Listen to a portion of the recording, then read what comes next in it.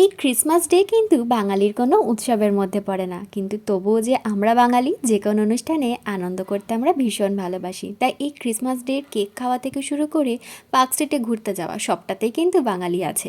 আর তারপর এই দিনে ভালো মন্দ রান্নাবান্না করে খাওয়া দাওয়ার তো কোনো কথাই হবে না। আর বাড়িতে যদি কোনো বাচ্চা থাকে তাহলে তো বাবা মায়েরাই হয়ে ওঠে সান্টা ক্লজ, তাদের পছন্দের গিফটগুলো উপহার দেওয়ার জন্য।